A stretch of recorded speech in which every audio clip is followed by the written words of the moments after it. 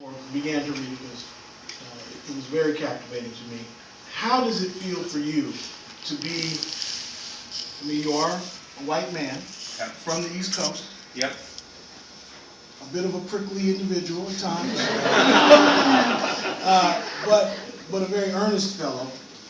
But you are writing about a religion, an era, a once seemingly proud black empowerment organization, in a community that has, for many years, been a predominantly black city, although demographics have changed.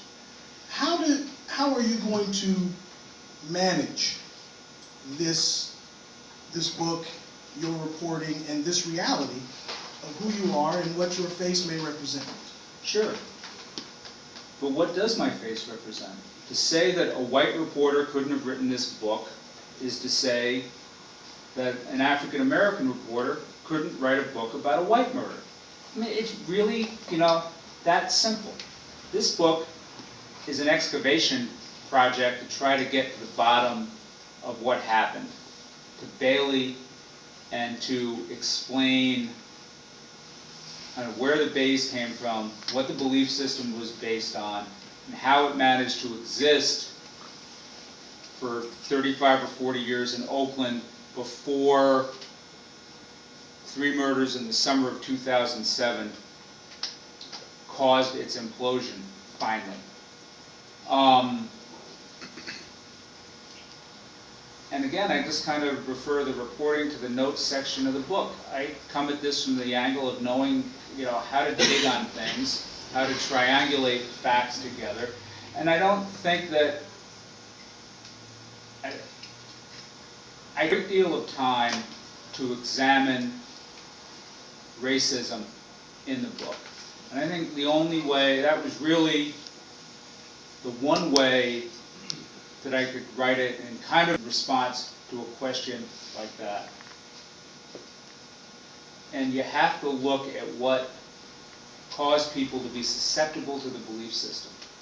And there are a great deal of horrors in what caused people to believe in that, come in that belief system. I'll end on this note. White supremacy belief system.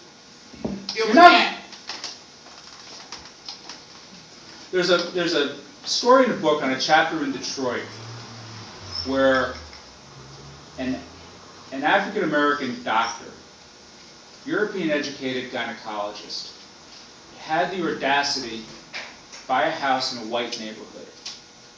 And what happened to him, they made it about a day, and a mob came outside the house. And the doctor wanted to defend his family, and he had some guns. And the mob started throwing fire bombs and rocks. And the doctor and his brother grabbed some rifles and they shot into the crowd. And then the police who were standing by finally decided that, well, now that they're shooting, we better go in and try to stop them.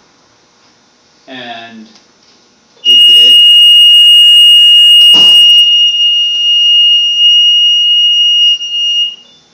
They made some arrests. They arrested the doctor. And the doctor ended up with, of all people, Clarence Darrow as his attorney, representing the doctor and his family members. And I would just say that to answer some of the racial issues, read the 2 long quotes I have in that chapter from Clarence Darrow's closing arguments. In first trial, the jury hung. The juror said, I don't care what the facts are, a so-and-so has been accused of shooting a white man, and I'll burn in hell before I acquit black man for shooting a white man. That was a quote from one of the jurors on the hung jury. Darrow went back and won an acquittal the second time. Read Clarence Darrow's quotes in this book, and then ask me that question some other time. Okay, well, I want to thank Diesel Books for hosting this. I love our independent bookstores.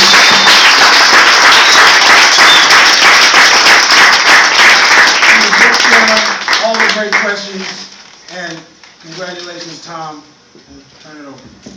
Thomas obviously will be signing copies of his book for you, and would like the line to form along this wall and come around this way, if you would, so that we can go in and pick up the chairs and put them away. Thank you. Let me say this, there's